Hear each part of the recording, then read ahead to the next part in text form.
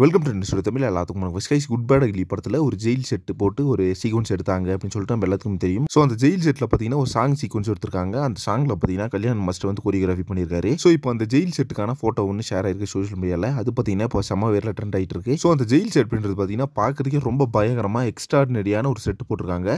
So இந்த படத்தோட art director பார்த்தீங்கன்னா கண்டிப்பாக வந்து ஒரு பெரிய தரமான சம்பவம் பண்ணியிருப்பாருன்னு நினைக்கிறேன். ஏன்னா பார்த்தீங்கன்னா இந்த படத்தில் வர நிறைய சீக்வன்ஸ் பார்த்தீங்கன்னா ஜெயில் செட்டு தான். ஜெயிலே பார்த்தீங்கன்னா நிறைய விதமான சீக்வன்ஸ் வந்து இந்த படத்தில் எடுத்திருக்காங்க அப்படின்னு சொல்லப்படுது. அது மட்டும் இல்லாமல் ஜெயிலே பார்த்தீங்கன்னா ஒரு ஆக்ஷன் சீக்வன்ஸ்க்கான ஃபோட்டோஸும் பார்த்தீங்கன்னா ஏற்கனவே ஷேர் ஆயிருந்துச்சு.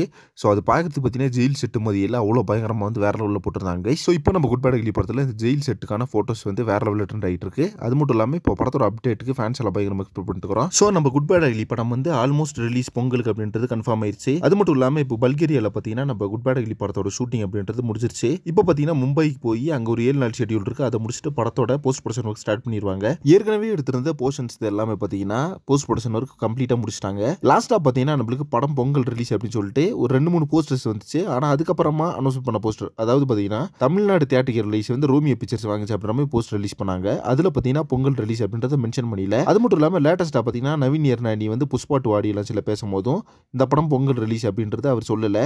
ஸோ கூடி சீக்கிரமாக அனௌன்ஸ் பண்ணுறோம் அப்புறமா தான் சொல்லியிருந்தாரு. ஸோ அவங்களே பார்த்தீங்கன்னா இப்போ என்ன எதிர்பார்த்துருக்காங்க அப்படின்னா படத்தோட போஸ்ட் ப்ரொடக்ஷன் ஒர்க்லாம் மட்டும் முடிஞ்சிருச்சு அப்படின்னா பொங்கல் ரிலீஸ் டேட் அனௌன்ஸ் பண்ணலாம் அப்படின்ற மாதிரி தான் இருக்காங்க போல. ஆனாலும் பார்த்தீங்கன்னா படத்தோட ஒர்க் அப்படின்றது பயங்கர பிஸியாக போயிட்டு இருக்கு.